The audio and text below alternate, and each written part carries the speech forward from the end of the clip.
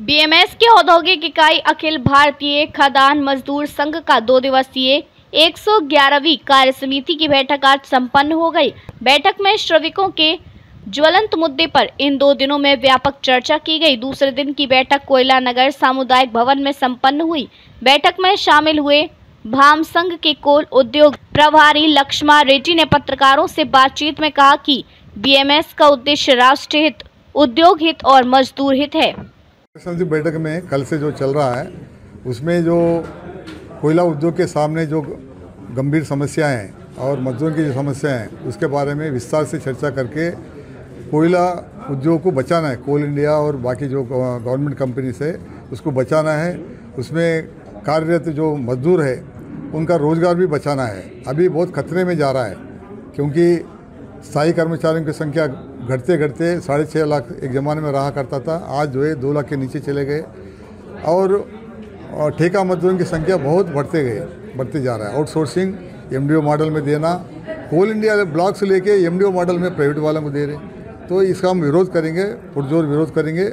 और हमने सरकार और ये जो कोल इंडिया प्रबंधन से ये मांग करें, बात भी की है और मांग भी कर रहे हैं कि भाई जो डिपार्टमेंटल कर्मचारी है, स्थायी कर्मचारी, उनका प्रोडक्शन कम से कम 50% से नीचे ना हो और बाकी जो ठेका एमडीओ जो भी है वो 50% निष्पात जो है होना चाहिए। आज जो है ये 80% जो है ठेका मजदूर के द्वारा किया जा रहा है, केवल 20% बचा है। आगे वो भी घटते जाएंगे तो रहेंगे क्या? ना कोल इंडिया कंपनी रहेगा, ना कोल इंडिया यूनियंस और ना मजदूर रहेगा। इसको रोकना है। इसको रोकने के लिए हमने ये तय किया कि ये इस कंपनी को बचाना का काम केवल मजदूरों का नहीं है, बाकी जनता का भी है, जनप्रतिनिधि का भी है। इसको जन आंदोलन के रूप में हम लेना चाह रहे हैं। अगले जून और जुलाई में महीन के जो आसपास के गांव और जनप्रतिनिधियों को इन्वॉल्व करेंगे, सारे पार्टियों को इन्वॉल्व करके। देखिए ये मुद्दा सबका है। इस कंपनी को 50 साल से जो सेवा देते हुए देश के लिए और इसको आगे बढ़ाना है, तो वो आंदोलन करेंगे।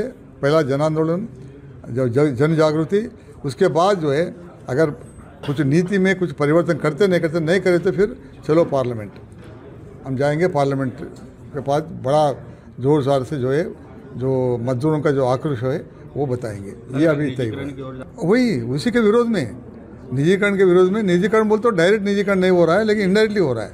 जैसा आउटसोर्सिंग है, एमडीओ मॉडल है, ये सब हो रहा है। तो उसका विरोध करने के लिए हमने तय किया है और गंभीरता से हम विषय लिया है और आने वाले दिनों में वैसे ही आंदोलन धीरे धीरे करेंगे। प्रोविडेंट फंड का एक समस्या है, ऑनलाइन सिस्टम करो बोल के, जो भ्रष्टाचार का बार बार विषय आता है। वर्कर का पैसे वर्कर को समय पे नहीं मिलता है, रिटायरमेंट के बाद भी जो जल्दी नहीं मिलता है, तो उसका एक ही उपाय है, ऑनलाइन सिस्टम करो। जब एम्प्लॉयज़ प्रोविडेंट फंड ऑर्गेनाइजेशन जिसमें करोड़ों लोग सब्सक्राइब करते हैं, ऑनलाइन सिस्टम बहुत साल से चल रहा है, ये यहाँ क्यों नहीं हो रहा है? तो मंत्रालय सचिव जी और मंत्री जी आश्वासन दिए कि इस मई अंत तक जो है हम जो है ऑनलाइन सिस्टम करेंगे, लेकिन हमको नहीं लगता कि वो हो जाएगा। लेकिन हम लगातार जो है दबाव बनाए रखें सरकार, मंत्रालय और प्रबंधन के ऊपर।